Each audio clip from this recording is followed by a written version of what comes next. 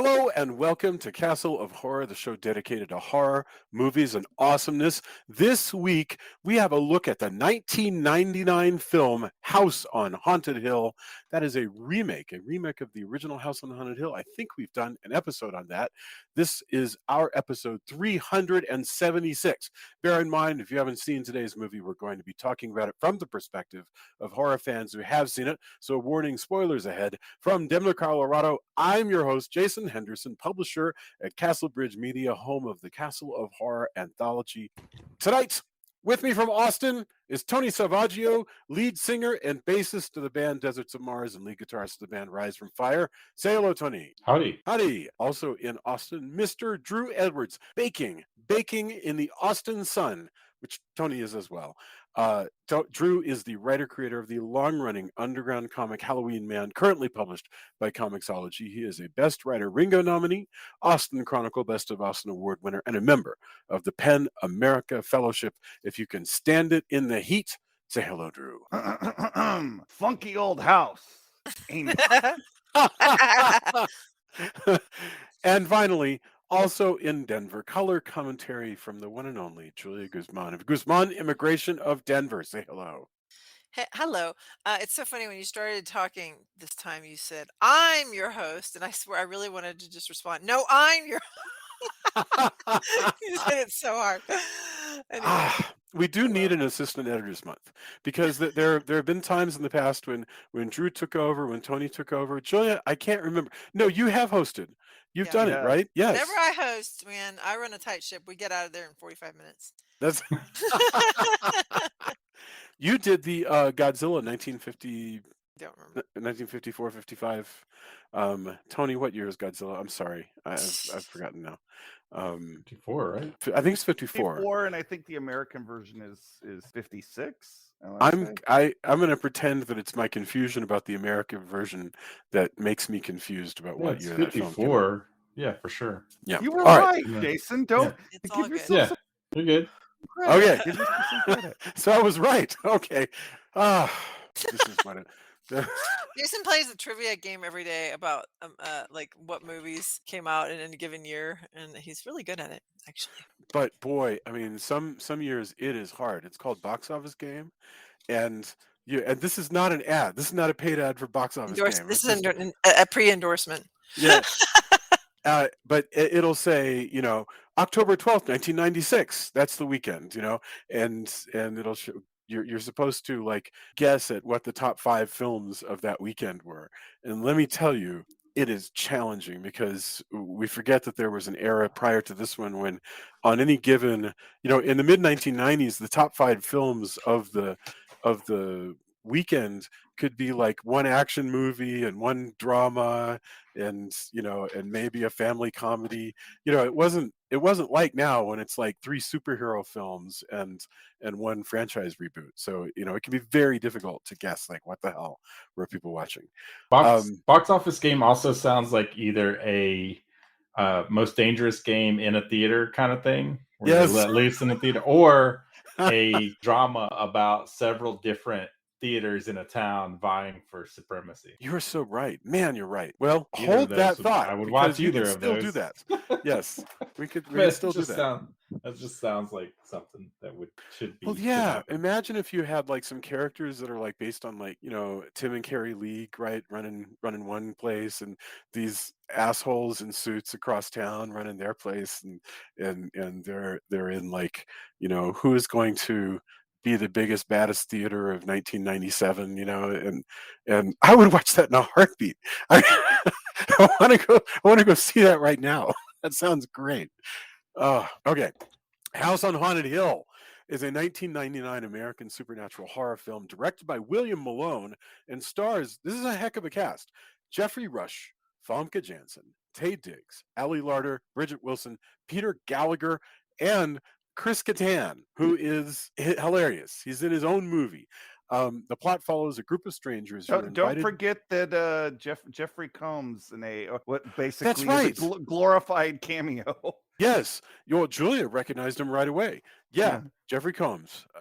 And The plot follows a group of strangers, just exactly as in the original, in the 1959 film, House on Haunted Hill. Group of strangers invited to a party at an abandoned insane asylum where they are offered $1 million each by an amusement park mogul if they're able to survive the night.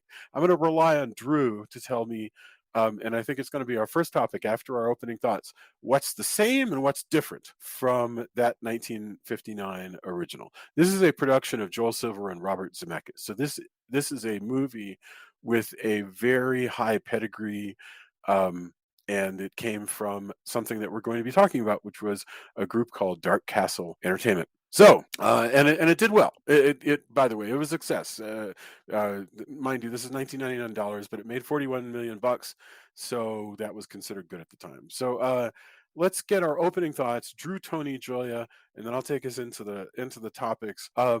So opening thoughts.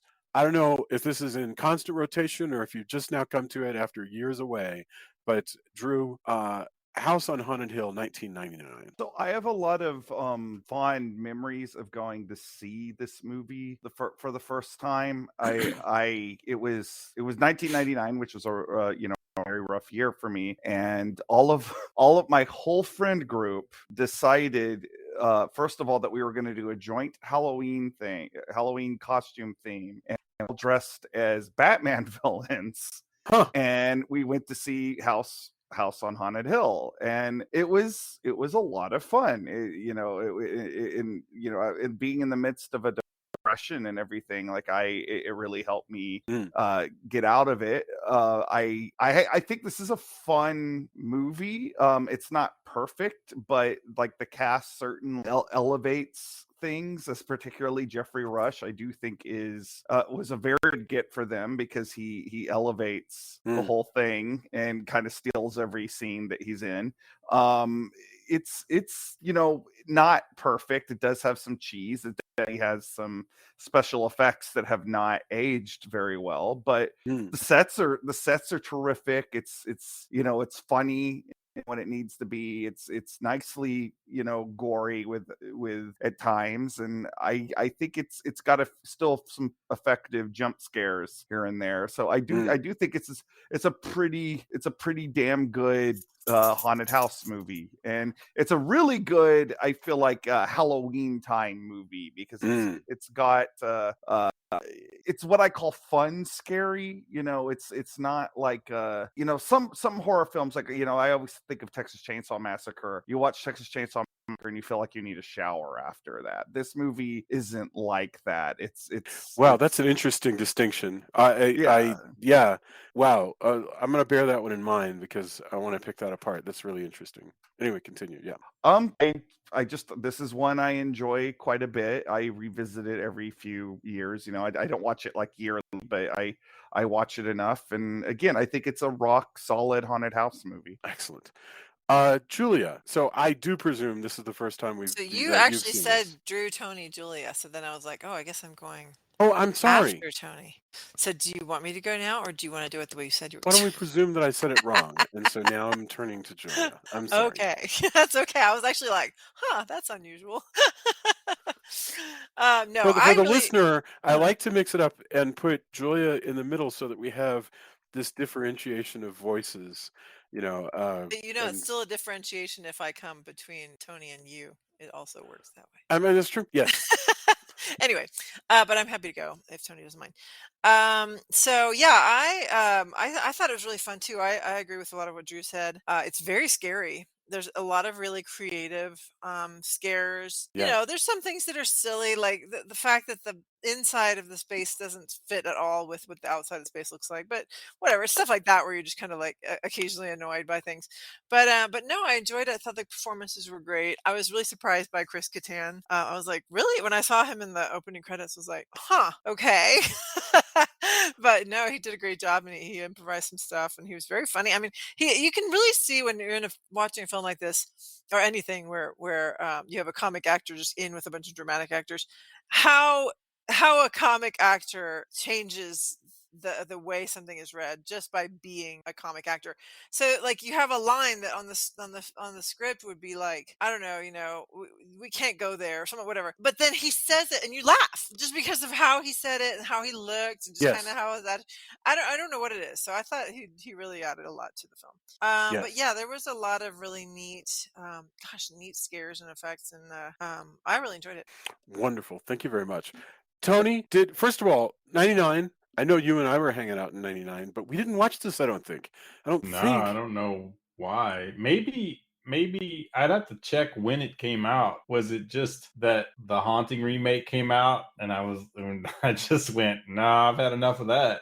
Yeah, I 'Cause mean, it boy, was do I Halloween. It not was like truly, it was October that 29th, movie. 1999. I can't explain at all why I didn't see it. Oh yeah, But because I anyway, yeah, guess The go ahead. Haunting came out in July, Hmm. and Yeah, which And didn't leave a good that taste. is a stinker. Like it I'd has to not be said. like what they did. I mean, it has a few bits. It's got interesting bits, but on a whole, I agree. I don't I want to agree turn it about around to that. But I think maybe the reason I didn't see it was just like, that. nah, I've had enough haunted house movie remake because that was just oof. But in retrospect, that was kind of wrong. I wasn't really looking forward to this one. Just my memory was that it was kind of and I ended up actually enjoying it more than I was like, oh yeah, this actually has a bunch of stuff I remember. I hadn't seen it in a long time, and I was on a flight, and someone was watching it, and every once in a while you catch what other people are watching on their screens. You're looking around, and I was like, what's that roller coaster movie again? Wait, is that Lisa Loeb? Like, Yes. I remember thinking all these things on the plane and going, oh man, I think I need to go rewatch that again, and liking it. And then I forgot that, it's not a perfect movie. It's not one I revisit that often. But when I was rewatching it, I get it, and I did enjoy it more than I thought I was going to, which is always great when you rediscover that something's better than you may have thought it was. That's something I'm always down for. Again, lots of people make these movies. Lots of people are involved. It sucks when something doesn't resonate with you. Right. So when you revisit something and you go, man, pretty darn good. Yeah. Overall, or fun, or however, this isn't a perfect movie, but does it have to be? And I think, and I hope nobody who is involved in this film, if they ever listen to this, I have no idea, right? Like, I mean, we should be so lucky, but I think it has kind of a Roger Corman vibe in a way, or Corman, that would come under that banner. And I don't mean that in a bad way at all, because I enjoy. There's something about, and maybe it is the kind of fun horror of it that gave me that feeling. It weirdly enough, in ways that some later Corman stuff doesn't, and it's just odd to me. I think it's just the way it's all put together kind of gave me that vibe, and I mean that as a compliment in just the fun horror aspect of things. And I enjoyed it way more than I thought I was going to. There's some very indulgent sequences where it's like, hey, it's horror, here we go. But I mean, if you're making a film and it's horror and you have a chance to be indulgent, why wouldn't you? It did, I guess. yeah. You know what I mean? Like, go truly, ahead. it didn't bother me. Yeah. No, I mean, I'm not saying, I don't even mean that as bad. As, like, there's some part, there's like, dreamy sequences and stuff like that. Oh, yeah. That like are just like, okay, I guess this is happening now. But they're full of, but it's not boring, right? It's full of cool imagery, so you can kind of go. But I think it's set. I think I agree with Drew though that it said there's a lot of tropes that kind of came out of this in a way that you'll start to see of like there. And I don't know if this. I guess the other reason why I wasn't looking forward to it as much is if you watch enough horror on like Tubi, you just kind of, there's just a lot that's kind of in a similar vein, and some of it's more successful than others. And so in my head, it just became a blender of kind of similar things. Yeah. But I think this stands out, and the cast is great too. I actually enjoyed it. That is fantastic. I think we should just go right into it. And the first thing I wanted to talk about was, although let me tip my hand slightly and say that I did come out very much enjoying this movie. That I thought it was scary. I liked it. So you'll hear me sort of So, in case you were curious, I'll spare people my opening thoughts because I think it would be duplicative of everybody else's. But I enjoy this one a lot. All right, so I don't have a good memory of the original William Castle film. I do remember that. What I remember most about the original William Castle movie is Vincent Price as the smarmy rich dude who is in this love-hate relationship with his wife. That's the way I remember it, but I might be being influenced by the Geoffrey Rush, Famke Janssen characters in this one as a pair of very rich married people who are constantly daggering one another with their words. And, the conceit of inviting a bunch of strangers to spend the night for a lot of money in a house and giving each of them a gun, which I which I just thought was hilarious. And I remember being terrified, really, really terrified of the old crone in House on Haunted Hill. What, Drew, or anybody who remembers, what does this movie keep and what doesn't it? I mean, as far as it being a remake. It's a fairly faithful remake in a lot of ways. Yeah. Other than the general setup of rich eccentric rich guy throws party in haunted house and bribes me overnight with him, basically. The relationship between the husband and wife is pretty much a direct lift. This movie's obviously a lot more gruesome than the original William Castle, and it's also completely unambiguous about whether there is ghosts or not. Like, right, there's clearly ghosts. Yeah, there's definitely ghosts in the Haunted Hill house and this one. But the Chris Kattan character in many respects is a direct lift from the original movie. It's played a little bit more serious though, I yes, think. In the original movie, in the original movie, he seems more probably realistically traumatized by everything. It was Elisha Cook Jr. It starts with him, by the way, as a kind of, they shoot it as kind of this disembodied head telling the story of, hey, by the way, I'm super traumatized, and here's the story of what's going on. That's right. Followed by Vincent Price kind of taking over that exposition. So it's played a lot. I think in some ways it's played straighter, although maybe not as horrific. I think, Drew, in my opinion though, I think the relationship between the married couple is a little less snipey, but I think maybe that's in the tone of the era and what they were trying to do. I think it's different. But it's similar. It's this one certainly has a lot more physicality to it. Like there's parts where they actually get into a physical fight with each other in this one. But I think a lot of that is just like the differences, like you said, it's the differences between the two eras. I do feel that you can tell that the people who made this one were obviously fans of the original one. Like the stuff they change, it never comes across as like, well, we think we're better than our source material. It's just like they're trying to do stuff different because it, at the time, the original House on Haunted Hill was a 40-year-old movie, and they were just trying to do things a little bit differently. And I think that I talked about this when we did the Blob a few months ago. Like I like, to me, in a lot of ways, this is my ideal kind of remake where. Well, I was going to ask you, what do we look for in a remake, and what do you think makes this an effective? Let's assume that we think this is an effective remake. I think it is.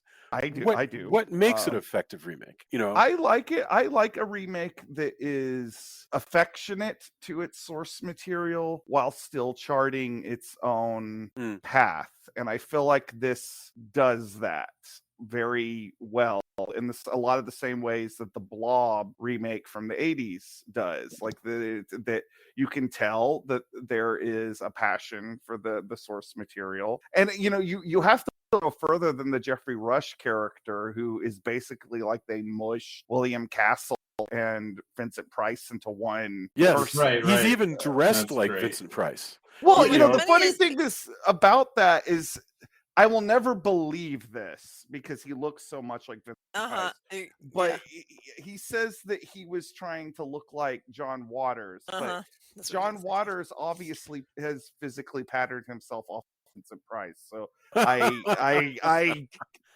will never believe, no matter how many times Geoffrey Rush has said that in interviews, That's really funny. that he was not trying to look like Vincent Price in this movie. Julia, what were you going to say? No, just that he was initially he was trying to look like John Waters, and then when they saw how much he looked like Vincent Price, they're like, no, let's just go with this. This Let's is amp it awesome. up a little bit with Yeah. the shirt, everything. His clothes just really distinctly look like Price of a certain era.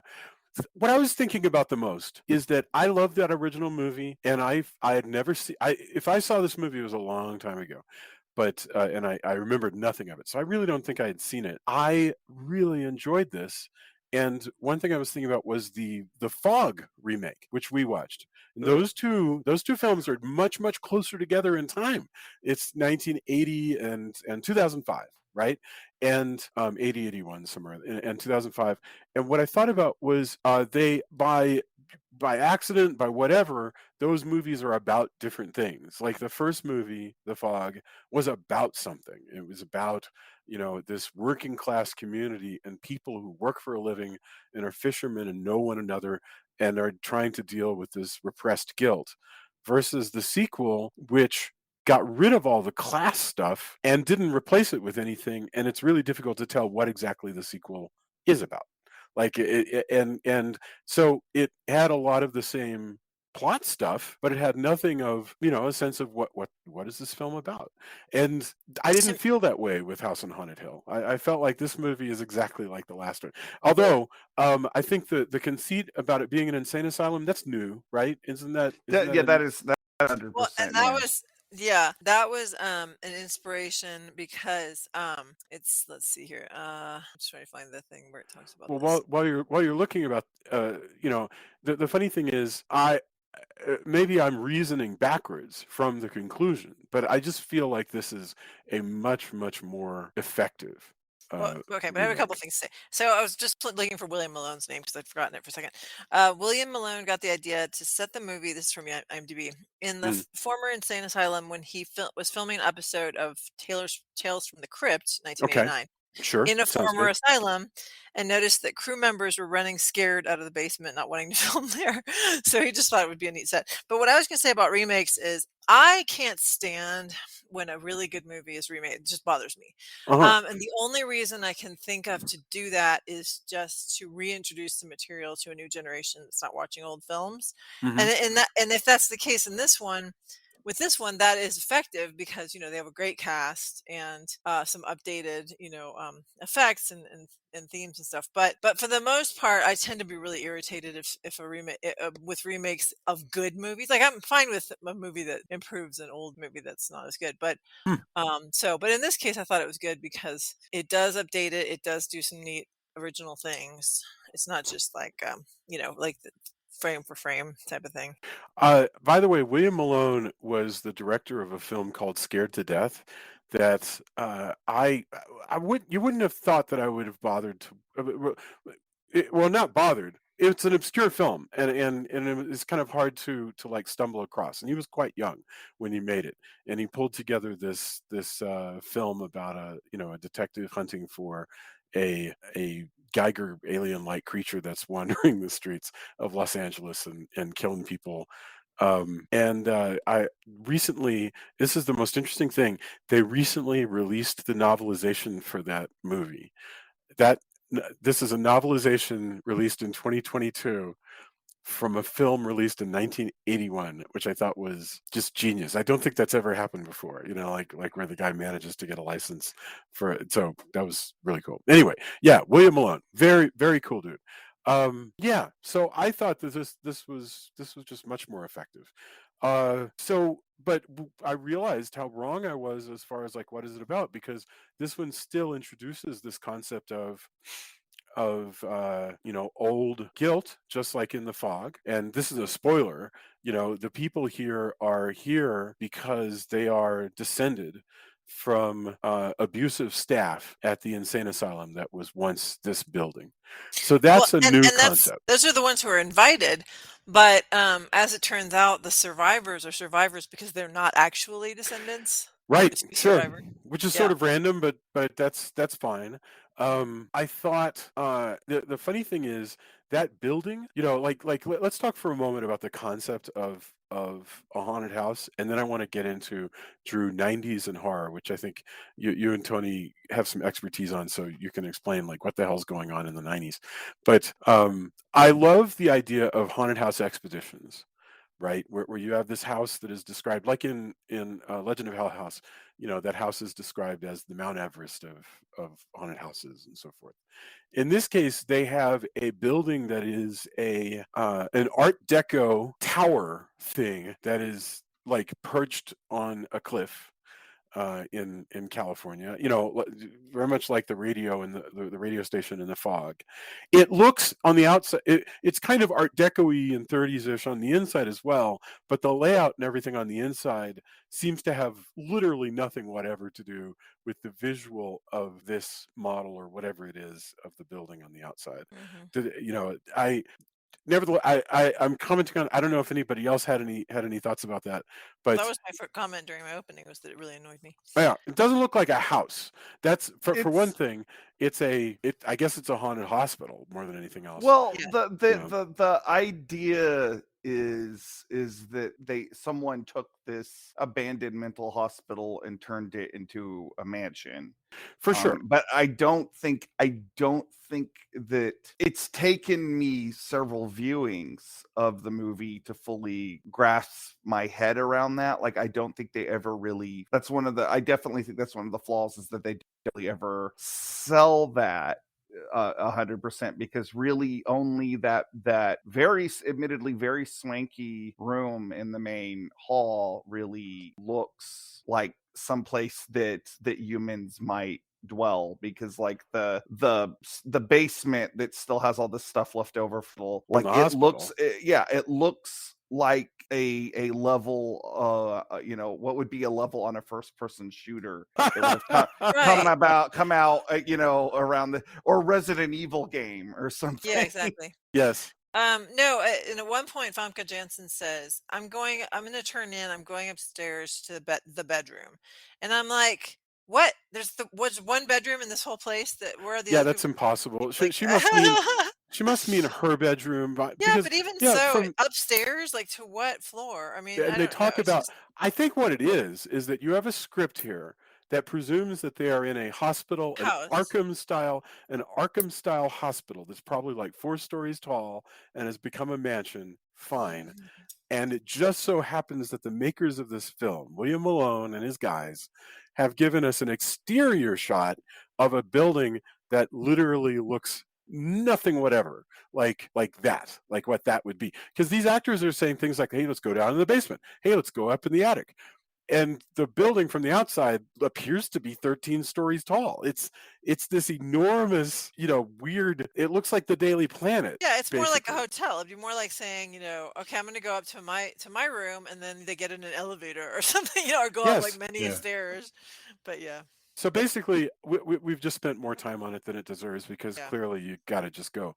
It doesn't matter. It has nothing whatever. Well, to do I mean, I kind of fan linked it at this point, that the reason why the inside and outside don't match up is that it's just ghost stuff. Like, okay, it's like the TARDIS. It's bigger than the inside. Get over exactly. It's like it doesn't match up because ghosts. Fair. I mean, I just saw it as it's tall. Yeah. And we see later on that it doesn't match up as well, but there's obviously multiple stories. So because in the original, they all have their own rooms, and there's some interplay between that. Yes. And so there's no reason why she can't go, I'm going up to my room, or good room. Yeah. Is the bedroom. The bedroom. Yeah. To me, that's fine, because that's what you might just say that. And all of the below ground stuff was just, hey, we don't go down there and we just block it off and pretend it's not there. Mm-hmm. Right. Because they're not here at this house all the time. Right. And so the idea being, bad stuff happened down there. We just, it's not like it's bricked up all the way there, but Yeah. the living parts that have been made swanky are super swanky, and that's fine. Yeah. And I don't know. Didn't It bother you. doesn't bug me at all, really, that there's a huge crazy, because it looks cool. It Yeah, super looks cool. And It absolutely, yeah. I just assume everything above the basement is swanky, Yeah. and everything below that up until they For get me, to the attic it would have been not. resolved if I would have been fine with everything if we had a scene that we have in so many other movies of somebody looking at an elevator, the elevator floor thing counting down. You know what I mean? Like when Yes. there's so many movies where you stand outside an elevator and it's like, who is coming down here? Or where is the person going? I would have liked just that, and then I would have felt better. I don't know. But I it's guess fine. I It's all guess I good. didn't It's think all I good. didn't really. We've To me, it was probably always over-belabored swanky. this. But anyway, Yeah. I mean, there's a lot of stuff there's a lot of cut scenes, evidently. So Sure. Oh, is that who so? knows where the bits Yeah. are of that? Yep. Because it Agreed. doesn't. I don't know. So this is a good point to stop and talk about what's going on in the 90s, because as Tony mentioned, just a few months before this, if we have those dates right, had come the remake of The Haunting, which had a killer cast. I mean, it had Liam Neeson in it. It was it had, I think that was originally supposed to be a Spielberg production, and maybe it was when it came out. I mean, it had I have to look up who all was in that. But regardless, and it universally was panned. Catherine Zeta-Jones, but people didn't really care for it for a lot of reasons, and that may have put both Tony and me off of this, because who knows how fair we were being. But Drew, you were saying there's something going on in the 90s with horror. And of course, this was part of this thing called Dark Castle. So what was that? And what was going ding, ding, ding in your mind when you looked at this and going, well, that's a 90s horror thing and so forth? Well, first of all, I think the fact that this is a very much like a post Scream. When we think of 90s horror, I think there you have to kind of break it up into movies that came out before Scream and movies that came out after Scream, and this is definitely formulated more like a movie that came out after, because it's got its tongue very firmly in its cheek. And there's movies that works less well for, I think, because this is a remake of a William Castle Vincent Price vehicle. I think having it a little tongue in cheek is just fine. Like, I think that sits well with the source material. But aesthetically also, it's just very, very 90s. Like, the opening credits have this look that there's like ripped. Those opening credits were cool. The animated They are opening cool. credits, I really loved that. I'm not knocking it, but they feel very inspired by the Tool music. Yeah, there's a very Brothers, like a lot of people were kind of getting into that and kind of looking at Brothers Quay. And I had an animation teacher she was incensed that people compared some of the Tool videos to Brothers Quay, because to her the aesthetic and the artistry of Brothers Quay film was so many levels above what she thought the Tool videos were. But it doesn't matter. All the stuff was influenced by that, and you start to see a lot of it. And not to interrupt or still too much of everything. I think, to me, there's part of what makes these 90s and why they're kind of all in a blender is, to me, there is a dichotomy going on where we do have a post-Scream kind of feel, right? And there's an idea of, you want gore, but gore and the way it looks is a certain way. Like when we see all of the quick, there's a lot of quick cuts. There's a lot of, you see a lot more of that shaky kind of people that came from, hey, we liked, kind of Serpent and the Rainbow kind of stuff. But they're playing with that. I feel like this might have popularized. I'm not saying that it was first. That's what I'm saying. I think I don't know if this has started a bunch of the tropes, but definitely what I was talking about before, where I blend a lot of this stuff together because it does have an aesthetic that everybody kind of seemed to be in the same, and that happens. And we can say that about the 80s as well. We have, right? Or about now. But in this, the way it looks and the way that they're saying things, like in the kind of more weird dreamy sequences when he's trapped in the chamber.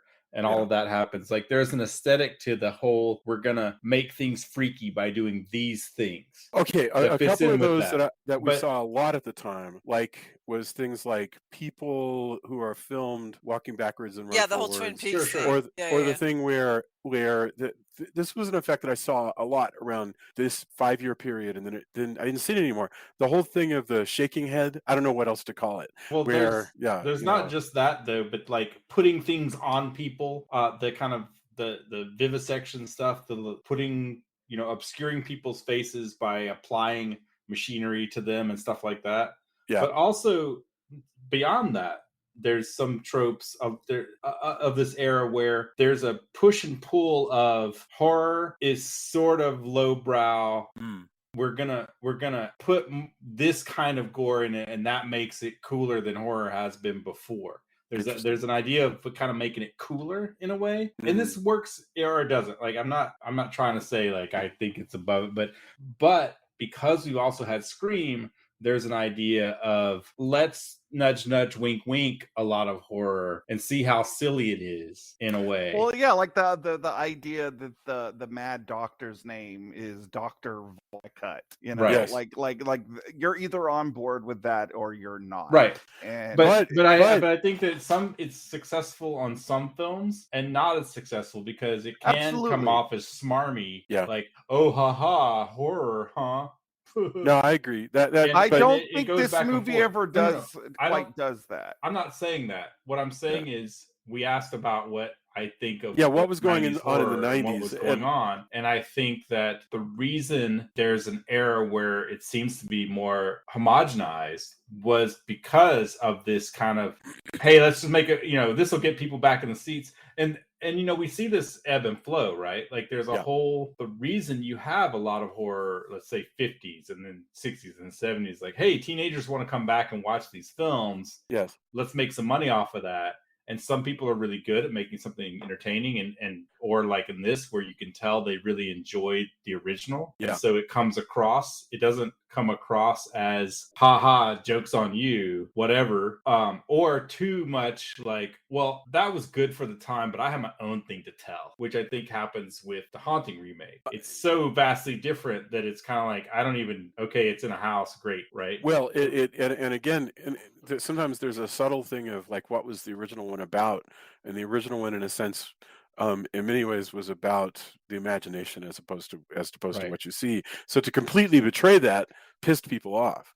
Whereas this movie doesn't piss people off. No. I think also that is the fact that it is tied to William Castle, who was a consummate showman, and if he was, if he had been making horror films in this time period instead of the 50s and 60s, I definitely think that I could see this as a type of movie that he would have made, with very, in your face special effects. It does have tongue-in-cheek dialogue, but as a story, it plays real straight, and I love the tone of this film. I mean, the other stuff recognizable of the 90s, there's a style of film, and I mean film grade, that, and color, the blue, basically, the blue wash that's on everything. That's, it looks like night. If you turn it on immediately, even if you didn't know what movie this was, you go, well, clearly this is the late 90s. The same way that you could with, you turn on Horror House with Frankie Avalon, you go, well, that's clearly the 60s. I don't know what year it is.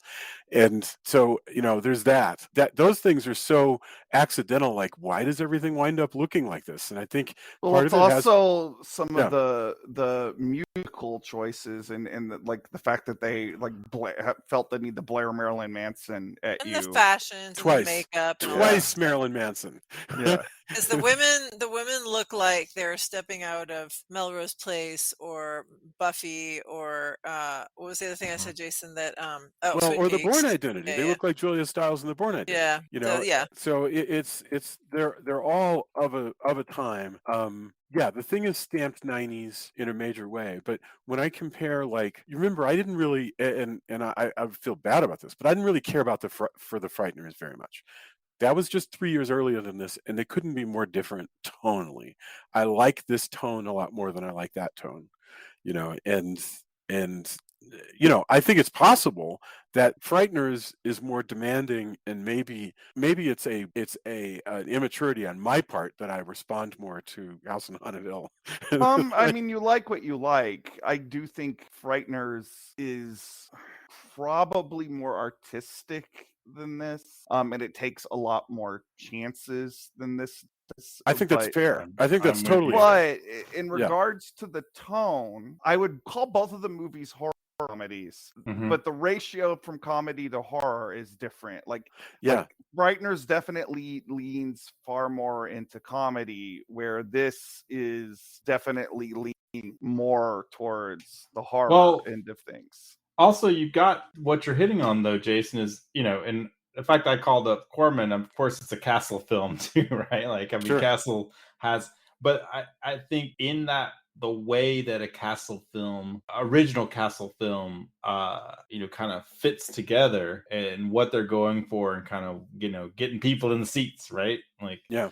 I think this is more in line with that than Frighteners. Yeah. Definitely. I think reacting to it and going, hey, I enjoy this more. I think probably a lot of people may say that. Yeah. And I think those are very conscious decisions on the part of the filmmakers, producers, screenwriters. I think throughout, if you're going to make a Castle film, and you're gonna have it feel like that, and you want people come see this, Yeah. spectacle horror. The aesthetics and how you put that together are gonna be different. Yeah. Even though this isn't directly that, Yeah, it probably does have a lot to do with this movie is scary in a way that you just like you sit down, you're gonna watch a horror movie and it's scary. It doesn't demand much of you in the way that I feel like the Frighteners ask that you invest in following a lot. So there's more challenge to the Frighteners. That's not a negative. So, but as popcorn, this is way more popcorn than that is for sure. And so yeah, it's fascinating because there are only another thing that means is that the Frighteners is not a post-Scream movie. Because remember how important Scream was, by the way? Because Scream, I was just looking this up. So Scream comes out in '96, which is the same year as the Frighteners. So they didn't influence one another. Scream made so much goddamn money that it was the highest grossing slasher film until 2018 when Halloween came out. So that's what is that? It's a long time. It's like 20 years, I guess. Yeah. Well, I also think that the Scream, because you had kind of a horror lull after the excess of horror in the 80s, and like the early to mid 90s. It wasn't. There were still horror films, of You got course. some Hellraiser movies coming out. Yeah, but it and stuff like wasn't. that, It but wasn't yeah. like the 80s where you had a new Friday the 13th movie like literally every year. Yeah.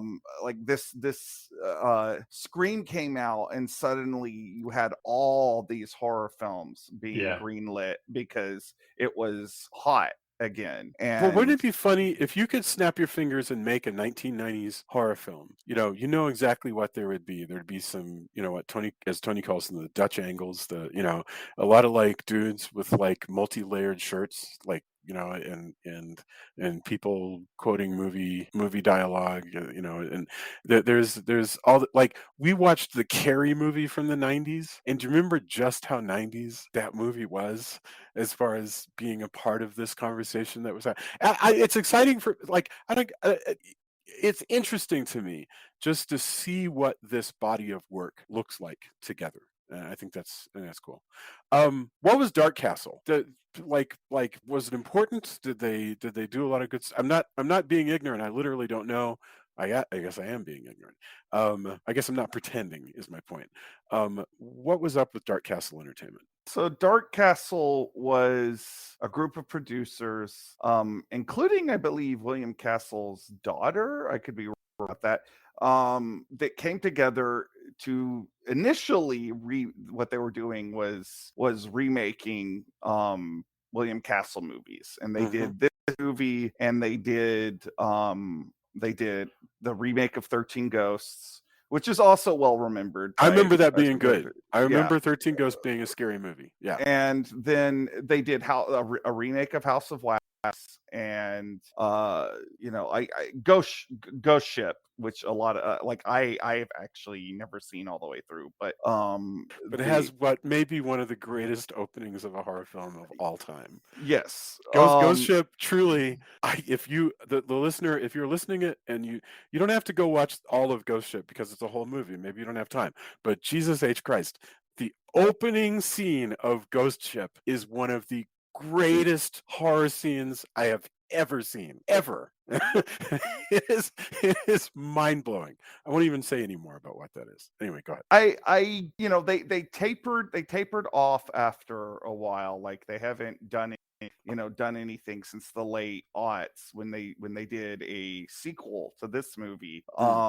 And I think that's a shame because I do like what they were doing overall. I think this movie in particular is very well put together. And there of course horror eventually, the baton always gets passed because now you have like the Blumhouse people and things like that. So there's always going to be somebody there to sort of take over for efficiently made studio horror in Hollywood. But if you were to stack all the movies together, do you think that they had a kind of a shared tone and kind of a shared vision of them? I do think trying to do a sequel to this movie in particular, I get kind of why that was sort of the nail in the coffin, because I just rewatched the sequel. It's not very good.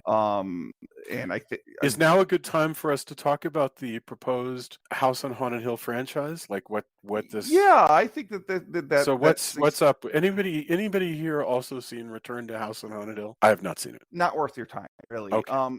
So I think the mistake that they made when they were calibrating that thing was that, first of all, like, no disrespect to Jeffrey Combs, but they kind of hang the sequel on the appeal of this cut character, and he's not really a character. He doesn't even really speak. He's not like a larger than life Freddy Krueger personality. And really, the appeal of this movie that we're talking about tonight, it was Geoffrey Rush character. Like I think the only way you could have maybe sequelize this is if you could somehow have made the Geoffrey Rush character the character that always comes back. But that's not the direction they went it in, and the result is kind of just a generic haunted house movie. Like, it doesn't really have personality that this movie has. So typical horror haunted house movie, bunch of guys wind up in the haunted house for reasons. They start exploring it, scary things happen, maybe some people die. Eventually you reach the heart of the house, the reason the house is haunted.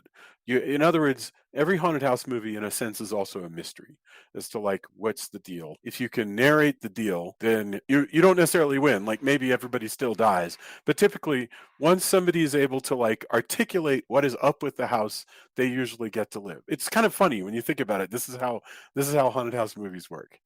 And because think about it, Poltergeist, that's exactly it. Once you're able to articulate, house is haunted because of well, the but body, Chris Kattan's character articulates it from the get-go, and he doesn't make it, but he also knows he's not going to make it. Boy, isn't that funny? Yeah, you're exactly right. So, but to an extent, they're like, there's a darkness in the middle of the house. When they finally reach the darkness, there's a big chase to try to escape it. But yeah, I guess you're right. There's no mystery really, because it's not like we don't know that Vonnegut was a bad guy. That's true. You're going to say something. It's more just how do these characters bounce off of each other and then they get separated and then they get killed. But like the set pieces are creative, and the verbal sparring between all the different characters is what makes this work. Now, I didn't care for the verbal sparring between Geoffrey Rush and Famke Janssen. I just found it way too, like, just schlocky or Oh, whatever. I That I I wasn't a So you liked thought it it. was showy, like It a just couple of seems actors on a stage. silly. Yeah, it just seems silly to me. I was Huh. like, really? Okay. But like I say, I really enjoyed pretty much all of Chris Kattan's lines. And I liked a lot of Geoffrey Rush's stuff. I just didn't care for that relationship. I I'm kind I of firmly in between you and Drew on that. I Actually, I love his relationship because it's very twisted the way he alternates between, like, it seems like he actually cares about her, to him wanting to break her neck because he's trying to frame him for murder. So, like, it that sort of, not that it's a healthy relationship, but it's like something to watch as like characters. To me, like the character study of that is interesting. Plus it is in line with the original film. So Yeah, that's true. uh, I don't know, I like all that. To be honest, I do like Chris Kattan in that, but like I kind of feel almost the reverse of you, Julia. Like I feel like they could have stand to maybe tone him down a little Mm. bit in times. But although he does have some very good lines as well. Yeah. Like again, most of the cast acquits themselves quite well in this movie. And I was actually even thinking about the I'm blanking on the character's name, but the girl that's like going through the house and like filming Mhm. Yes. her, that almost would work better now than Yeah. it did then. Like Right. you could have had a Totally. character. Yeah. If she's just like trying to film everything for YouTube or whatever. Yeah. Yeah, exactly. Like you could have had her with her phone, basically. Yeah, she could be like, a YouTuber. You're absolutely right. yeah, it's Oh, crazy to me that this movie was a little bit ahead of the curve with that. Is that a was ghost that I hear? our dog or was that It's our stupid dog. I'm sorry. I'm muting it. It's a ghost. It's a ghost. Oh man! So Bridgette Wilson plays Melissa Marr, who is the one. She used to host a game show. She wants to restart her game show career, and she's filming all the time. She has a wild death. Her death. I mean, we don't really. I don't recall seeing her death, but finding the body afterwards, where she's been sort of disassembled and hung up in a kind of a wardrobe cabinet. Well, what we see of her death is that she is filming and then and she gets oh my god, dragged that off. was, so I have to say that was one of my favorite scares. Creepy. Although I didn't think her reaction was very realistic at all. But she's filming, and when she's looking through the camera, she's seeing these surgeons doing like this, because what happened in this asylum is not just that it was an asylum, but the doctors for whatever reason were torturing these people, like just doing horrible things, like operating on them without sedating them, etc. And so they're operating on this person, and then but she'll look above the camera and there won't be anybody there, but she looks through the camera and they're surgery, and then suddenly they look at her, which is terrifying. I'm like going, oh my god. So they're like, they look at her, and then she gets then we don't see what happens to her, and then when they come and look for her, well, they hear her screaming, then they find a trail of blood that goes all the way down the floor, up the wall, and into the ceiling, basically into the, like, through the wall, basically. And they find her camera, and they just see her hand, bloody hand shaking, and then she gets dragged away screaming. So that's kind of what we see. But when they find her, she's in a sort of cabinet. cabinet. But I'm saying, you said we didn't see her death. That's what we saw of her death. True. Tony, you were going to say something. Yeah, I mean, I think that's another reason why I like this movie more than I remembered. Is it never looks down its nose at being a horror movie. Mm-hmm. Yeah. It's hey, do you want to come to a theater or watch on your screen now, a horror movie? Here we go. It's not it.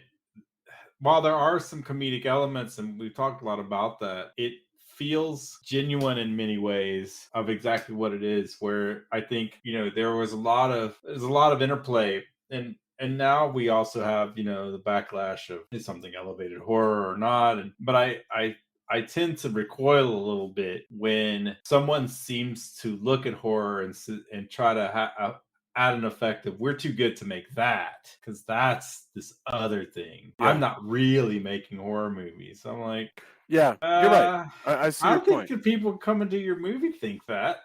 Right. Most of them. Like, am I so feeling I like that. I like scared, that it's just, it is exactly what it is. And there's a certain, obviously, like Drew said, they were making this movie. Most of the people put it together seem like they like the original because it has a similar flavor and feels fairly genuine. Well, the That's Geoffrey great. Rush character really kind of sets the tone.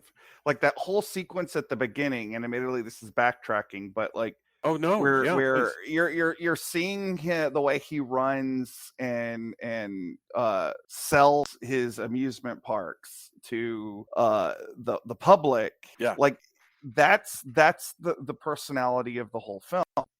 Like the fact that they got like Right. this Oscar caliber actor to come in and do this, like, and he's not phoning in his performance. He could have just as easily shown Not at up all. and collected a paycheck, but like he's 100% committed to the tone of this. Yeah. And By the way, we keep calling him the Geoffrey Rush character, but I don't know if we mentioned that his name is actually Price. In honor of Yes. I think we did. I Vincent can't Price. remember. Oh, you did. Yeah. Yeah. Yeah. He's you know, to me is the backbone of this. Like you enter the world of this movie, even if he's not the character you really follow. Like the Ali Larter character is the one that you follow throughout the whole Yes. movie, but you know, he's your entryway. Like start the movie with him, and I just don't think this movie would work as well if you didn't have him as, you know, A, the backbone, and B, like as committed as he was to doing this character the way he did. And it's a shame to me that he didn't really do more horror films, because I really like him in this. Yeah. Well, I mean, he's well, first of all, Pirates of the Caribbean, those are horror movies. So he's been busy enough with those, I feel. But yeah, you know who he's playing next, by the way? He's doing Groucho Marx, which Oh, I bet you that'll I can't wait to see that. That's going to be amazing. We're living in a new era of biopics, and I don't know, you know, if we're going to look back and go, this was great or not. But like, you know, the Whitney Houston biopic is coming, the David Bowie one, so Groucho Marx is going to be. Elvis just came out, so I don't know if we're going to go, oh yeah, what a great period that was after the Elton John one, you know, or if we'll go, oh boy. So I don't know. Also, you know, I really like what they did with Taye Diggs. Like, he's great throughout it, and he survives, which And he is, survives. you know, I know. I was shocked. it's I a was like, trope. hey, Like, black kid, the He's first not the one to black go. actor who dies in the first. I mean, in the I first- realize, yeah. you Good know, for him. being a bunch of white hosts talking about horror, like there's certain, but you know, it also gets away from that trope as well. Yes. Although And he he's pretty originally great. was supposed to die and Chris Kattan's character was supposed to live, and I'm glad that they changed. Yeah, that I think it really, I think it works, and I think the Yeah. chemistry really works in how they interact. Like, And he gets in a legitimately creepy scene where he's playing the ghost impersonating him. Yes. Like, yeah. you know, Oh my No, gosh, that's that great. was fantastic. He's That great was in really that. good scene too. Yeah, where she's seeing is that Melissa? That's Melissa, right? Or is that the other one? Which no, The- it's the other girl. It's what'd you say her name? Allie? I don't remember anybody's Ali name. Larter is the actress. Allie. Okay. Yeah. Okay. Well, anyway, she's the one, right? Who sees the ghost version of him. Yes. Yeah. And it's Yeah. super And he creepy jumps because he just into a kind of vat of yeah, but he blood, does this I guess? really Blood for creepy some reason. look. He does Yeah. this really creepy look toward her and then disappears around the corner. And it's just, I think that was chilling. That was really chilling. And then then he presumably jumps into a vat of blood, and but it's not actually him. Which feels like an homage to the vat of acid in the Yes. original movie. Yeah, we thought it was It's acid. gonna be That's acid. what thought it I was acid. thought maybe would, you know, it doesn't make it like in a different movie, you would even have him jump in and then somebody reaches in and they pull out bone, you know, Right, it is exactly. acid. Yeah. I really it is thought that was acid, gonna and happen. they're eating from the, you know, Yeah. forearm down. But anyway, but it It's was just still bones. effective. I mean, he could have done a lot Yeah. of different things, but it was No, still that's cool. really effective. He's But he's great, and he's he's- very good, nice to look at as well. and he's also probably the closest thing to a normal person in this movie. Right. Sure. Like most of the and other he's characters adopted are because pretty he's not rude. part of the family. He's adopted. Although that so- line, that particular how that all plays, where he's yelling "I'm adopted," that was one of the ones where I was like, it's okay, but that it felt, I don't know, I guess just to set up that particular lie Well, and that resolves a everything little too doesn't. quickly, I think. Yeah. Timing wise, it everything else in this movie goes at a rather stately pace, and then when you get to that finale where it's like, nope, everybody who's descended is going to die, and he goes, I'm adopted, and it goes, whoomp, and like, Right. That's like kind in of a where split I'm like, second. So that is weird. I just wanted to mention, by the way, we're talking about the vat of blood. There's another element of blood when Geoffrey Rush in a vision is dropping down through the water, and he encounters one of the women floating in the water, and she opens her mouth, and blood pours out, and it's all monochromatic except for the blood is yeah, this that's crimson the red. one, that sequence where he's hallucinating and there's all the stuff going on and all that happens and there's latex hoods being put on people and things attached, and that Yes. again, I am a fan of, if you feel the need to go for broke, right? Yeah. But that's another thing that I think again, because of the aesthetic and how much horror that I watch, Yeah. You've seen all now that. Right. yeah, I feel like, oh, okay, but that's not the fault. That's again, we often, that can happen if you're a fan of certain horror, I don't care what genre, and Yeah. then maybe you go back and watch movies that influence that, you could be desensitized, go, oh, I've seen that. It's why you get sometimes like, oh, did this movie rip this off? Like, no, that Right. movie's 30 years earlier. What are you talking about? Well, And I was just going to see people mention that. post like almost unironically, like, Yeah. no, come No, you're on. exactly right. That's In but fairness to this movie, though, the tropes in this movie weren't quite as tropey when this came Oh, out. no. I agree. That's what I'm saying is it's hard to disassociate that and remember. You have to kind of put yourself like, oh, that might have been where X, Y, and Z came from, or if that's successful, right? And yeah. people react to it. Is it bad to come up with your own version of that and maybe put it in a movie, even a straight to video movie or whatever? No, of course not, right? Like, but because those aesthetics were such a part of that era, it either works or it doesn't. I think rewatching, I was like, oh yeah, some of this. But again, that's not a problem, right? It's just, Yeah. oh, okay, here's where we're at. I'm digging, and this really effective imagery. Like, Yeah. by no means am I saying, like, and it has a like, whoa, I am very unsettled at this point, which is kind of the point too, right? Where he's hallucinating horrible things, and these are the things that we decided are the horrible things in this movie. Well, I just wanted to mention a particular element of that, which was the blood pouring out of the mouth, and the blood is red, and everything else is monochrome. Reminded me so much that at least the art director had to be thinking of Roger Vadom's Blood and Roses, which Mm-hmm. we talked about, and that would have come Sure. out in 1960, and it was very, because there's a whole dream sequence, hallucination, whatever it is, fantasy sequence in Blood and Roses, which has a lot of this, and in many ways, some of the earliest, like just weird horror dream sequences that I can think of. It's interesting too, because in this film, the nudity that's in the film is all in this horror dream sequence. Yeah, that's true. There's no like sex scene really, and it's not particularly titillating because this is Right. all horror stuff going on. There's nothing. Well, it's funny you should say that though, because actually all the black, how they have the weird black cloudy, the shape that attacks them. Yeah. That's actually made up of all naked women images. Really? Yeah, apparently.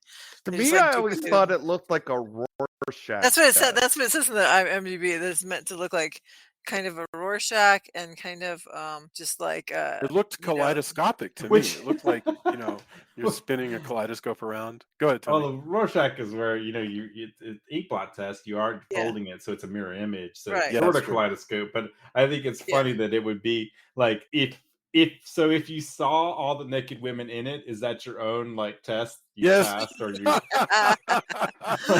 that's kind of its own test and its own thing. Like, oh, I thought it was naked women, but I didn't want to admit it because that's too Rorschach here. Yes, the The animators used images of nude women. They took film of nude women dancing, mirrored the image, which is that Rorschach thing, Right. and then repeated that image hundreds of times at different sizes to make the spidery shape that you see in the finished movie. How did I miss the nude women? If you That's- pause the DVD and look closely, you can make out some of the women. It says. Oh, for heaven's sake! What? Is That's that really funny. if you bought the VHS? That's where it's worn out. Yeah. Right. It's like when I used to check out the book Forever by Judy Blume, and you could just hold up by the edges, you could see where the dirty parts. Well, that's were. how you used to find the Right. good parts. Was hold it Yeah, up that's and what look I'm for the creasing. Well, yeah. Yeah. Well, I was saying it's for VHS. It was always the worn out, worn like the part. ones that had Sure. tracking problems. You Yeah. would know, like, yeah. okay, So- you've watched this a lot. My favorite scare in this movie is actually not overly complex. It's when Geoffrey Rush, he's got his he is going to try and scare everybody because of the kind of guy that he is. Mhm. And he's got his technician there, and he goes into the room to check in with him, and his face basically looks like it's been caved in, and that's like just that's just a dummy, and it's nothing, really, but there's just something very nightmarish about the idea of, like, you think everything is fine, and then you go in and you find a corpse, but not just a corpse, it's like a gruesomely murdered corpse, the way this is. Like, I for some reason, more than anything this movie, that's the one that always stayed with me. It's a good scare. It's a good shock. It really is. That one catches you by surprise. I'm not even sure who did that murder, because It's ghost. Everything is ghost except for the doctor, except for Peter Gallagher's character, who is murdered by Famke Janssen. But everybody else is killed by ghosts. I guess you're Which, right. by the way, terrible criminal, because she's just like 5 seconds earlier says that her husband probably has cameras in every room. That's true. Right. Yeah. She is a terrible criminal. Well, And she's a terrible criminal when she's like taunting the supposedly dead husband, Price, and she's she's just giving away. She's like the villain in the Bond movie, giving away everything. Well, she is. Of course, she is literally a Bond girl too. Yeah, that's true. We should mention that, by the way, because this is 1999. GoldenEye is like 95. So this is only 4 years after. I mean, she'd been around for a couple of movies, but this is really when people like really became aware of Famke Janssen. I mean, that was GoldenEye. So this is just early in her sort of celebrity in the world. And when is she Jean Grey? She's Jean Grey in 2000. So a year later. Mm-hmm. Yeah. That's I enjoy her in the X-Men movies. I always feel like I think she's better as bad girl characters, unfortunately, and maybe that's like association with this film. But, okay, I'll buy that. I don't think she's ever given enough to do. I thought she was good as Xenia Onatopp. She's good as the empath, and I forgot about the Star Trek. I don't know how you can say that name with a straight face. Every Bond girl has the silliest name. Well, not all of them, but many of them. Xenia Onatopp. I mean, you're not wrong. You're not wrong. You're absolutely not wrong. Yes. Do you know that there was a thing the other day about Rowan Atkinson and his character, which was added towards the end to Never Say Never Again, and his character's name is Sir Nigel Smallfawcett, which I think is one of the most wonderful names ever invented. As opposed to not to be confused with Pussy Galore. Right? Yeah. That's unbelievable. Yeah. Anyway, yes. But my point is, this is early in people's awareness of Famke Janssen. I feel like she's a huge get though, because that was a major part, in GoldenEye. She does a great job. She does her own stunt when the window comes crashing down on her. She wanted to do her own stunt, but she got obviously they're not glass shards, but she got hit by one of the shards. Goodness gracious! Yeah, I was like, well, that's why you don't do your own stunts, I guess. So she's Dutch and apparently speaks English and French and a smattering of German. So now, this movie, the way this was marketed, going back to some of the stuff that Tony was saying, and talk about the marketing, because we were gonna touch on that. So I remember laughing a lot when they were advertising this movie because it was like Geoffrey Rush. Like they were really pushing Geoffrey Rush. Like this was like, and maybe it's because like he had been nominated for an Oscar a couple of years before, but like, Geoffrey Rush invites you to spend a night on Also Haunted. Like he was like, you would think that he was playing himself in this movie the way it was advertised, but definitely the strength of like the overall cast was another thing that was being pushed. Like this, the name elevated horror didn't exist back then, but this definitely, it wasn't being marketed like it was a B movie. Like this was and I a dare to big say, production. with the expense at play here, this is not a B movie. This is an expensive movie from the producer of Back to the Future. this is a major release, but it's a major release about the kind of thing that used to be a B movie, and that's what's so confusing and odd. Well, I think that in the ever since Jaws, really, decades before this, what you saw happening is stuff that used to be B movies suddenly were like, oh, people like movies about monsters and ghosts. Oh, people like movies set in outer space. Like that kind of thing. No, excellent point. They started putting actual studio money behind stuff that used to be movie fodder. And I mean, come on. Star Wars was not. No one was taking that seriously before it became a thing. Yes. Yeah. Right. No, that's why. Exactly right. If you look at why it was made, like no one. I mean, some people did, but I say no one in that way that hey, I need more money. So I'll trade you the merchandising rights. So I'm sure somebody went to their grave going, why did we do that? But like that idea of the same thing of like, oh, you want to do a thing that's like serials, and you want to do like you couldn't get Flash Gordon, so you're gonna make this thing. It's called Star Wars. Okay. Like you couldn't have, like no one was taking that seriously until they did, Yeah. By the way, I went down a little rabbit hole for a second looking up Geoffrey Rush. He had actually won the Oscar in 1997 for Shine, and it was nominated for Shakespeare in Love. I think around that same time. Yeah, as I said, he was a good get for them. Like I understand why they were hyping, and I said this to Tony on our group chat. Like I feel like this was sort of like almost like the peak of him being treated like a movie star, because like in most movies that you see him in, like I mean he is a big star, and he's definitely an actor everybody respects, but he's usually more in like regulated to like supporting and character type roles, whereas like Geoffrey Rush is the first person credited in this movie. Like it was like it means something to be an Oscar winner. yeah I mean he seems to be having fun too, and that's pretty. Yeah, he really awesome. does. I agree completely. I really agree with whichever one. I think it was Drew said that he didn't phone it in, but anyway, he really commits to the part. And it's great. I mean, it's really fascinating. That's another really interesting scene is when we find out that Peter Gallagher's actually a bad guy, and he like is torturing him in that chamber. Yes. And they start doing that effect where it's like the kaleidoscopy kind of thing where it's just spinning around and around. Yeah. And Peter Gallagher like is also quite good in the way that his demeanor becomes sadistic like so quickly. Yeah, you're just like, wait, what? He's supposed to be a doctor. What the hell? Yeah. Like, okay. Well, I guess that's I didn't even recognize him at first, and Joy recognized him instantly. But I've been accustomed to Peter Gallagher as he is now. Yeah, that Jason didn't really young Peter Gallagher. Didn't really know him, but I was a big fan of Sex, Lies, and Videotape, so I recognized Peter Gallagher at this age. But yes, he did a great. I thought he did a great job too.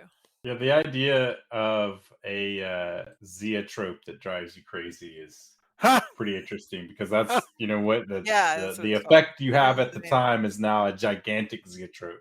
Yes, a lot. And they did that with the saw blade. Like they rotated a saw blade in front of the camera to make that weird That's effect. Great. Oh man, there's an amazing zoetrope at the Ghibli Museum in Japan, and in Disney.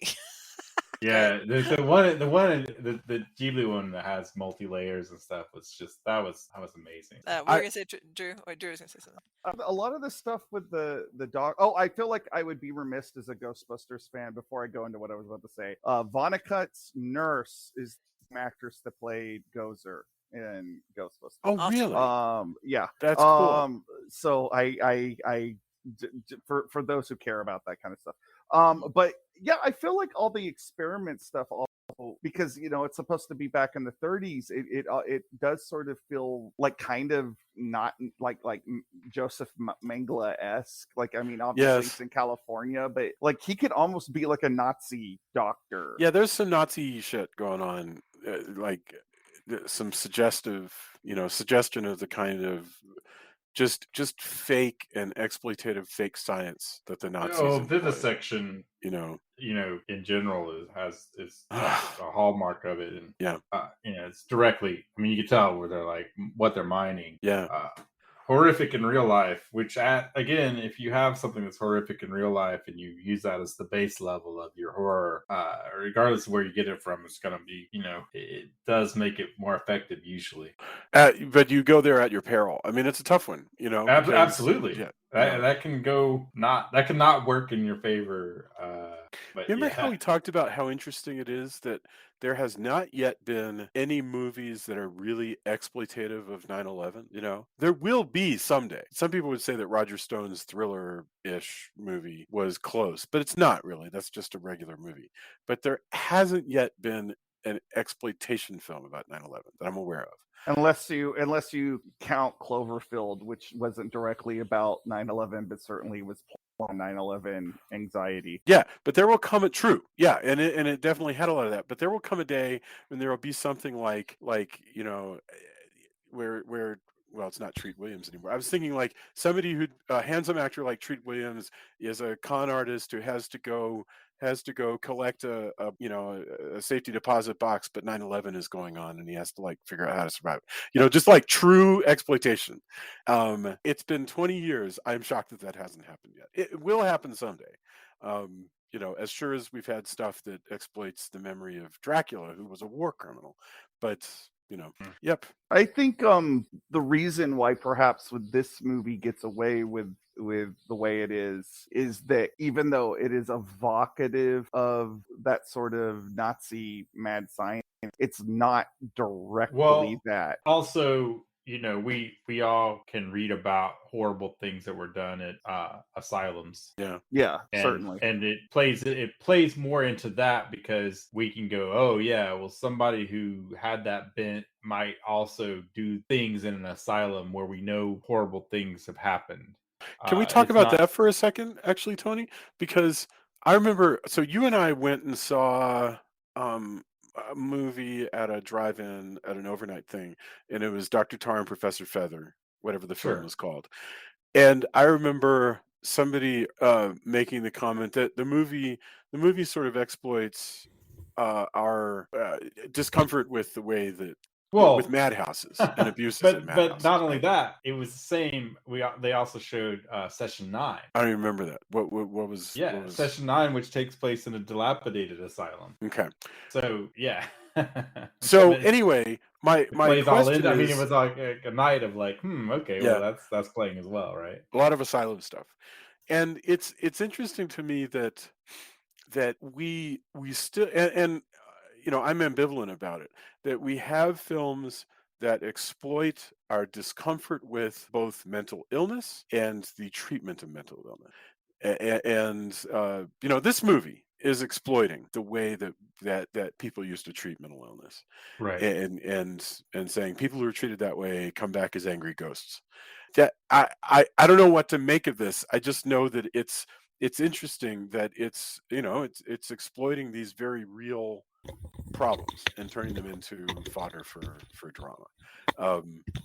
Well, again, horror is a way that we can sort of try to collectively deal with this. And there's been many, It's a really good some point. more successful than others. There's been many things about that, but the collective trauma of finding out that hospitals that were meant to be helping people were in fact horrible, terrible places full of death and anger. And I mean, if you're gonna have ghosts, the collective trauma of dozens to hundreds of people being treated lower than the lowest, and used as experimental fodder, for all manner of things. I mean, that's you want to hold a mirror to things. That's it. No, and I it agree.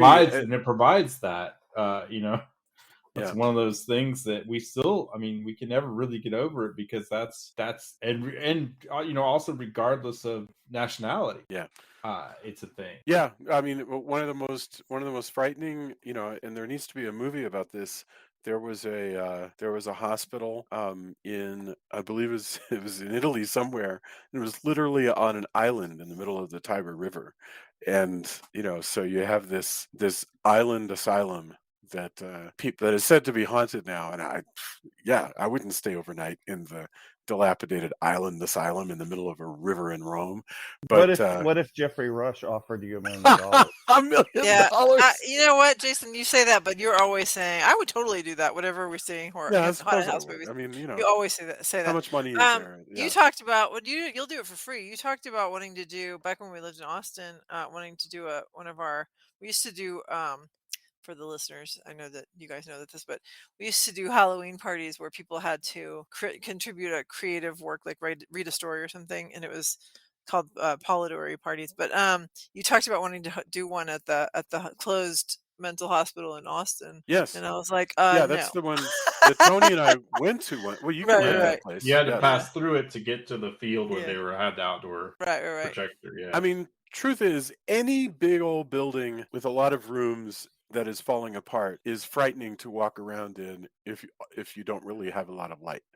There was a guy I know, a friend, but we're not super close, but he's a really good photographer, and he did there's a death metal band that he was doing their photos for, and they went to one of the hospitals, not somewhere around here. I don't think it was the same one, but there was the dichotomy and strangeness of a chapel or a room full of decaying toys. That's never not creepy and weird, right? Like, there's just that unsettling nature of things that bring people joy turned into decay hits you at a level in your brain that I think most people react well. But he had some fascinating photos.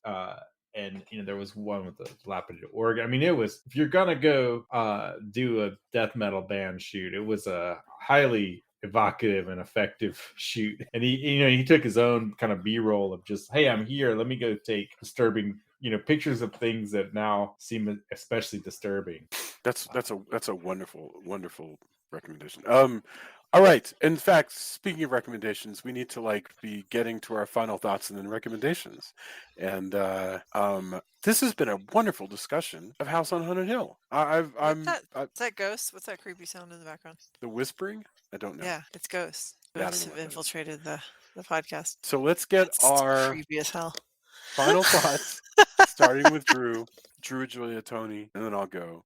Drew, what are your final thoughts about House on Haunted Hill, 1999? One thing I forgot to mention when we were talking about the opening credits is I really like the score with the pipe organ over the opening credits. I feel like that also does an excellent job of setting you up for what kind of movie you're about to watch. And I remember when on that Halloween night that I was talking about it, when I first saw this, and like that music, that dun, dun, sort of, pipe organ music came on. I remember immediately being taken in by how, perfect it was. I really enjoyed this movie. Is it perfect? No. It definitely has a lot of flaws, but it's also a lot of fun, and I think fun overrides a lot of things. It's a good. It might be, I guess, if you look at the overall horror canon, it probably would be considered a more of a minor film, like a minor. It's a hit, but like, and it's a movie people seem to remember fondly. But it's definitely not like important to the history of the genre the way a lot of the other movies we've covered on this podcast are. But it is a hoot, and I definitely worse ways to spend an hour and a half. Oh. Like it's very charming. Yeah, undoubtedly. Thank you very much. Julia, what are your thoughts? I think we've talked about it pretty well, but there's definitely, I feel like there's so many moments that we didn't even talk about that are just really neat and interesting. There's one when Jeffrey Combs, I think we see Jeffrey Combs in one of the cameras, and he's doing that thing that you talked about where they film you walking backwards and then they run it forward. It's a super creepy thing, and while Famke Janssen is asleep in bed, and then she gets grabbed up and she's being electroshocked to death, and they can't figure out how to turn off the. There's just so many things that are super creepy and scary. It's a very effective horror film for me, and it's not super gory, which of course is one of my big turnoffs. So I like that. So I think it was a lot of fun, and I love all the performances. I have no real complaints. Like I said, there's just little tiny things, but nothing big. Fantastic. Thank you. Tony, what about you? Yeah, like I said, I liked it more than I remembered. I also remembered, though, by the way, several reasons why we may not have seen it at the time. Probably I was on crunch for whatever game I was working on, which would have been, you have to ship your game by before Thanksgiving if you're putting out a game that year. Mhm. So more than likely, I was working at least 80 hours.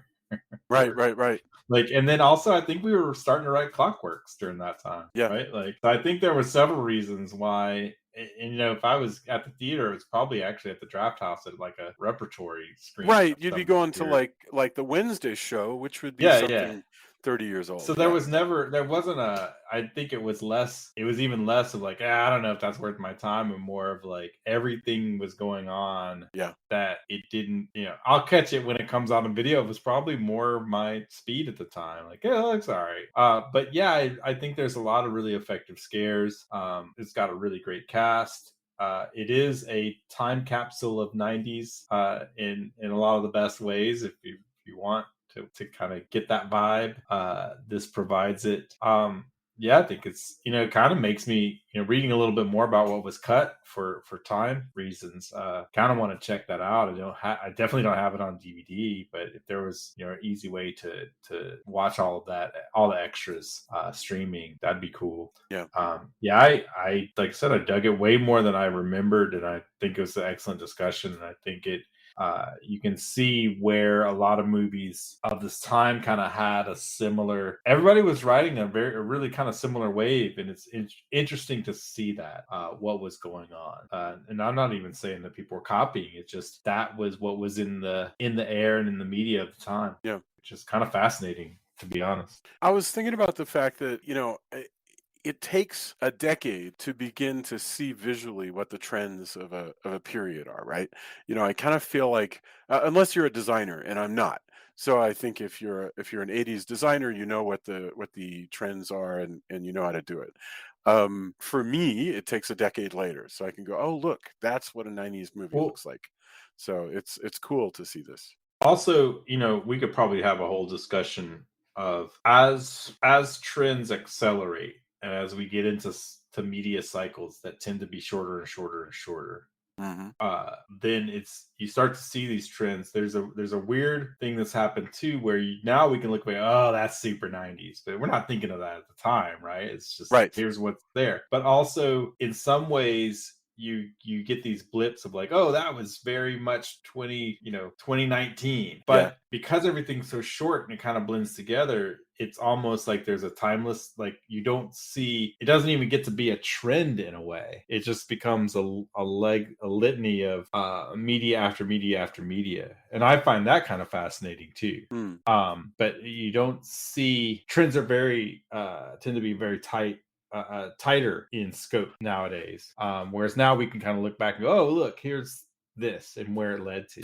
Boy, that's a whole, really we true. could have a whole podcast just on that, I think. Yeah, about how something you can have a blip of people embracing something, and it goes much faster than it did 40 I years always ago. think of Max Headroom, the show, Blipverts, where Yes. media is so tight and compact, and they're shoving so much into your eyes, the commercials, that it explodes people's brains, or they literally, explode. Yeah, I remember it made their heads explode. And I, as I've watched things go, I'm increasingly aware of how far ahead that Max Headroom show was in many ways. Yeah, no, absolutely. I was thinking about the fact that that's what Future Shock, which was that popular documentary in the 70s, was about. Was that the future would be moving so fast that it would become shock. It would become toxic to us because trends would move so fast that eventually our brains would just explode. With that in mind, let's get our endorsements of the week. So I guess we're starting with Mr. Drew. So Drew, what have you been watching or listening to or commenting on that you think would be that people should go out there and find? Well, I mean, one of the reasons why we did this sort of mini retrospective of horror comedies is because I am still doing my Indiegogo, which is a crossover with Dan Price's comic, The Latex Avenger. And in fact, it is subtitled Coffee House on Haunted Hill. So we're paying it forward to William Castle and Vincent Price, and I guess a roundabout way also Geoffrey Rush. So there you go. If you have supported any of the Halloween Man projects in the past, this is something to get more of what you enjoy. If you've never read the comic, well, I am offering up a whole bunch of back issues as perks, so you can go in and learn about what I do. So please, I'm gonna post the link on our Facebook tomorrow. Please come, check out the crowdfund and consider being a backer. I have been so busy, I really haven't had much of a time to watch anything except one horror movie that I watched on Tuesday when I allowed myself a few hours of decompression, and it was on Tubi, and it's a movie from a few years ago. I'm dying to know what this is going to be. Yeah.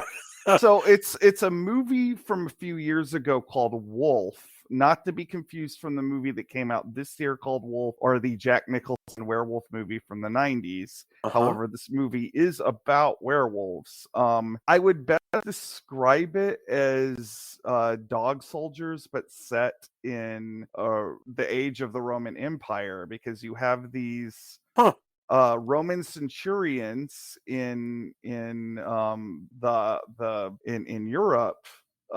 who are beset by a pack of werewolves. It's a fairly low budget movie, but it is handsomely filmed and acted. There are some great shots. They filmed it in the Scottish Highlands, and there's some great scenery shots. Sorry, but as a Highlander fan, I have to say it's the Highlands of Scotland. I can't hear that. I'm like, wait, that's not right. Fine, the Highlands of Scotland. Either way, it's very again, especially since this is a very low budget movie, very pretty use of the scenery. So not a perfect film by any means, but one that I was impressed was made on a low budget. So I that's my one and only thing I got into this week. Most of the time I was basically coming home and going right to sleep. So stick a fork in me, I'm done for this week. Fantastic. Thank you very much. Julia, what would you bring up? I'm trying to think. I guess, okay, so first of all, I mean, it should be no surprise to anyone that I absolutely loved Thor: Love and Thunder. Loved it. I know this got mixed reviews from other people, but I just loved it. I watched it twice, actually. We went to the Thriller last night, actually. And then, well, I'm not going to endorse that one, though, because I wasn't a fan. But I do think I did really get a kick out of what's the Michelle Dockery show that we watched called? Anatomy of a Scandal. Anatomy of a Scandal. I'm getting a kick out of that. It's on Netflix. It kind of gets off to a slow start, but the last couple episodes are great. Last 2 episodes, I should say, of the first Yeah. season. Hopefully there'll be another season, but that's been really fun. It's a Netflix British thriller-ish, more like a just courtroom drama, really, because she's a barrister. But it's neat. It's yeah. It was kind of like the first 2 episodes. I was like, okay, is this gonna go somewhere? And then it does. So yes, that was interesting. Fantastic. Tony? I've been catching up on things that I haven't been to the theater in a while. So Everything Everywhere All at Once was just all the hype for me personally. All the hype worked. Yep, Like, loved that one. I just really dug it. There's so many great bits and so many touches that I just really, really enjoyed. That was great. I also last night Rain and I caught The Unbearable Weight of Massive Talent, which was Yep. really Yes. fun. So good. It was, I have to admit, I was kind of like, I'm going to just check it out. I'm going to go in blind and really enjoyed it. There's a lot there to like.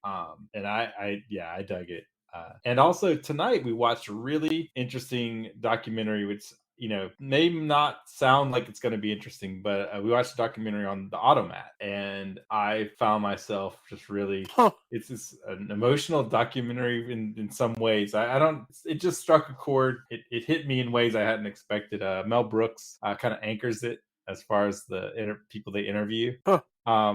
But it's a look at the rise and fall of the automat. And Is that like in that Touch of Mink? Are you talking about the yeah, one where where it's a restaurant where you put in nickels, Yeah. and you get there's a little like handle pie and you stuff? turn, and there's food that they keep replacing there in these Yes. drums, Yes. and it's all about that. And Yeah. supposedly Boy, the that best sounds coffee, great. and it made me want to go back in time and try that coffee because it sounded Man. amazing.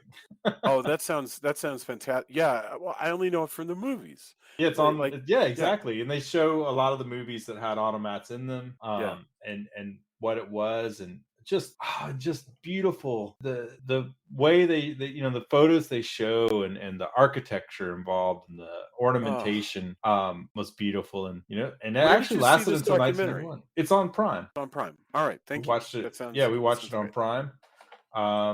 I think it's for rental. Okay, but sweet. That sounds really good. Wow. Well, thank you. Yeah, it was really like I hadn't expected to kind of be hit where I was hit with a documentary about the automat, but I don't know, it really hit me. So and it's fascinating. There's a lot in. When you watch it, you'll kind of see, I think, for some people, it may not work for some people, but I think it's not just the nostalgia of like, a bygone era, but they talk a lot about how it was a unifier because it was cheap food, it was good food, but also everybody could just go pick up food. It didn't have the same. It was I'm sure that in some ways people would have different tales, but in general it was viewed as a all the classes kind of get together at the automat. Yeah. And Yeah. I thought that was really fascinating. I didn't know actually that the last one went out of business in like 91. There was still an automat around up until then. I'd never visited New York until well after. Yeah. But yeah, I think it was really cool. But yeah, mostly I'm just catching up on things, I think. Thank you very, very much. You're welcome to bring your comments to the Facebook page and discuss any of these things with us. We will totally engage. It is one of our favorite things in the world. Everybody be excellent to one another, and we will see you probably 2 weeks from now. I don't think we're recording a show next weekend, but we're going to be recording a show at Anime Fest the following week. So see you then. Thanks, everybody. Good night, Night. everybody. Good night.